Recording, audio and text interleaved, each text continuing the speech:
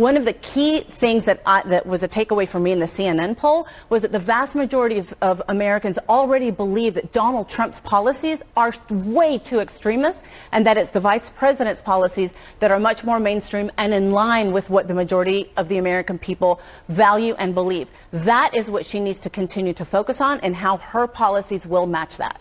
Maria Cardona, Scott Jennings, we have to leave the conversation there. Appreciate you both. If that were true, if people believe he's an extremist, then why isn't she winning? Why is he winning in the New York Times poll? Why is this race tied nationally? I mean, you and I both know that if it's a tied race nationally, there's a 100% chance he's going to win the Electoral College. Oh, but if what you said were true, why isn't she winning by 20 points? We don't necessarily know that, Scott, because, see, in 2022, the poll showed that Republicans were winning. The 2022 election showed that Republicans were winning, and there was going to be a massive red wave. There was no red wave, because after Roe v. Wade, the polls are underreporting, and they are not showing this massive mobilization of women and men that believe that women should have bodily autonomy, that believe that our democracy should be protected, that believe that a commander-in-chief should not be a liar-in-chief and should not be a conspiracist-in-chief. No, see, you said that to me the other day on air. That's not what I'm saying. What I'm saying is that women can go into a polling booth with more than one thought in their head, Scott. They can tell a pollster that the economy is their number one issue while they go into the polling booth and think to themselves, because I've heard them say this to me, you know what? The economy will come back. And I know that Vice President Kamala Harris is working to make sure that economy comes back. But Republicans want to steal my bodily autonomy and the right for me to make decisions about my own body and my family. And I don't want to grow up. I don't want my kids to grow up. I don't want to raise my daughter in a country where she's going to have less rights than I did. That is a hugely potential, potent. Talk about an absolute and complete meltdown. I mean, she's hyperventilating. He asked her one question, one obvious question that completely blew up her point. If Trump is an extremist, then why is he winning? If he's so outside the mainstream, why is the majority behind him? And she gave an absolutely flipped out, incoherent answer. And they're all flipping out, gang, because they're seeing this race completely slip out of their hands. It is official. President Trump has taken a massive lead in the top election forecast. This is the first time that has ever happened. And as you can see, the Democrats are absolutely panicking. You're going to love this. Hey, gang. It's me, Dr. Steve, your Patriot Professor, here to help you stay sane in these insane times. So let me encourage you to smack that bell and subscribe button. You're not going to want to miss a single episode where we analyze the latest polls and trends as we march towards November and the meltdowns.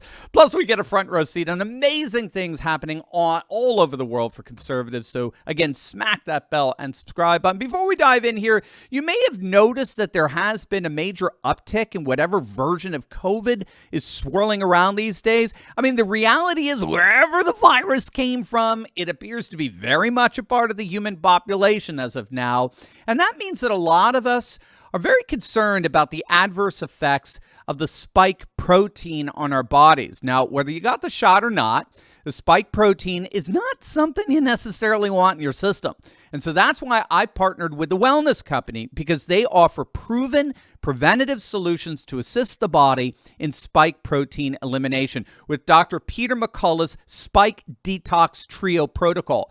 The best time to take this is prior to travel and during or if you hear about a new wave of COVID. And this protocol is being used globally by many doctors, and it's 100% natural. So if you recently had a bad bout of the virus or you want to detox from the shot, the medical board at the Wellness Company, gang, they're here for you. Click on that link below or go to twc.health/Turley. Use code Turley for an exclusive $45 off and free shipping. You heard that right. Use promo code Turley for $45 off and free shipping. Click on that link below right now.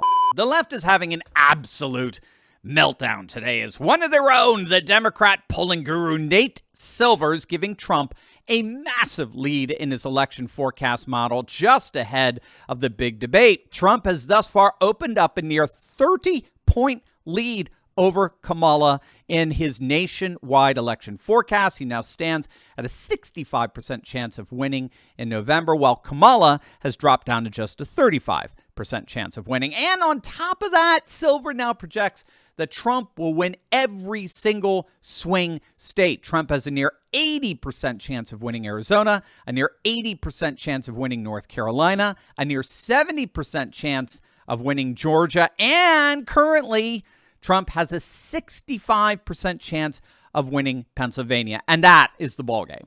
Like we talked about last night on our Monday night live stream, if Kamala loses Pennsylvania, it is officially over. Trump has several paths to 270. Kamala only has one, and that one path runs through Pennsylvania. And according to Silver's forecast model, that state is rapidly slipping through her hands. Now, it's not just Nate Silver's forecast model. Take a look at this.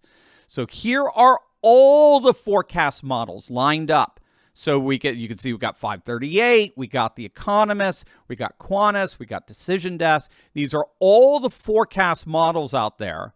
And if we average them all out, Trump is now officially leading the race according to the aggregate of all forecast models. Trump is leading Harris 54 to 46, 53.9%. to Harris's 45.7%. He's leading her by 8 points in the forecasting aggregate. Gang, that's insane. This is nuts. Like Scott Jennings said at the beginning when he flipped out that CNN commentator.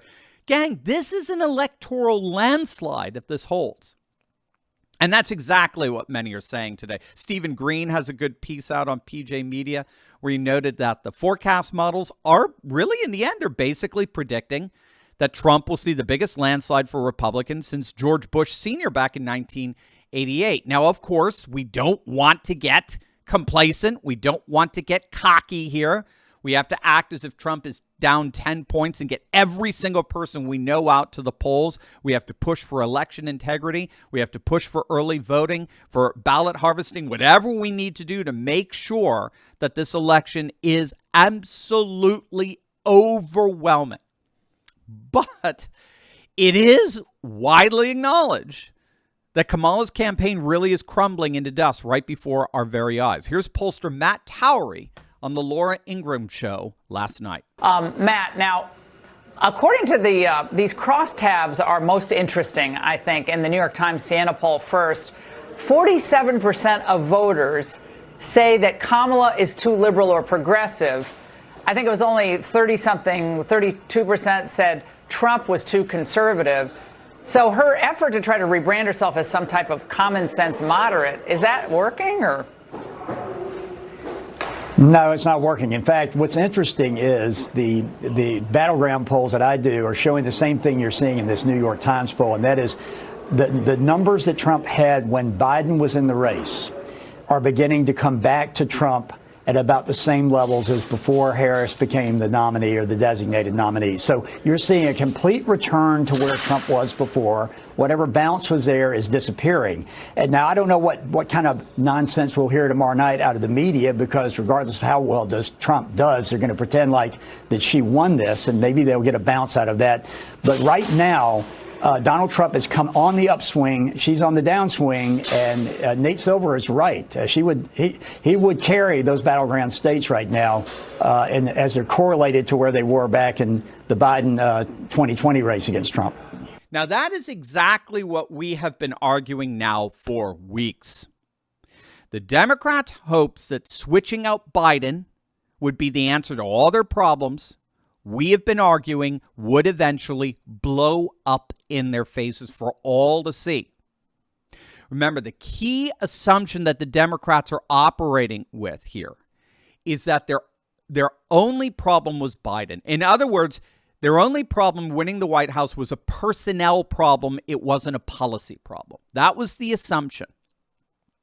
The Democrats assumed that their chances of winning the White House were dwindling because of a person, not because of their policies. So they believe that if they got rid of Biden and replaced him with someone else, literally anyone else, they'll be fine because they got the legacy media out there to advocate, to cheerlead for their policies. The fundamental problem with that assumption is that when we go back and look at the data from the polling that was absolutely clobbering Biden these last several months, it was his policies that voters were rejecting. Remember, his polls were plummeting long before that disastrous debate. Every single poll out there showed that the vast majority of the country disapproved of how he's handled inflation, how he's handled jobs, how he's handled the economy, how he's handled the southern border, how he's handling foreign policy. And so simply switching out the person without a fundamental change in policy was bound to boomerang. It was bound to knock the Democrats back to the same polling they had with Biden. And that is exactly what we're seeing with Kamala. And no amount of glitz and glam and puff polling was going to be able to change that. Moreover, and I owe this observation to, particularly to Robert Barnes, they thought that by putting Kamala in as Biden's replacement, they thought they could reawaken the centrality of identity politics in this campaign. So Democrat operatives believed that because Kamala ticked all the right boxes, as it were, those boxes would correspond to voting constituencies reanimated by identity concerns. However, that's not what we're finding. When we look at the polling, particularly among the non-white working class, they are increasingly rejecting identity politics for class politics. So in other words, they're no longer seeing themselves in racial terms or gender, or ethnic or sexual terms. They're instead seeing themselves in economic terms. And they see Kamala as part of a permanent political class that governs according to its own interests and concerns, that's only concerned with their own power and affluence at the expense of the standards of living for the rest of us. This is what that CNN commentator that was flipping out at the beginning doesn't understand. She honestly thinks this election is going to fall back on identity politics. I, as a woman, am going to vote this way according to women's interests. And it's not. It's not. It's actually going back to class politics, where the people versus the permanent political class is becoming the dominating political paradigm animating this campaign. So it appears to be one of the reasons why Kamala's campaign just simply isn't working.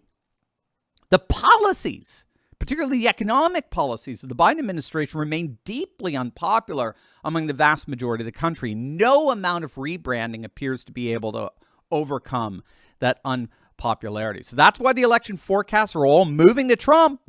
And that's why the Democrats, like that CNN commentator, are in an absolute panic.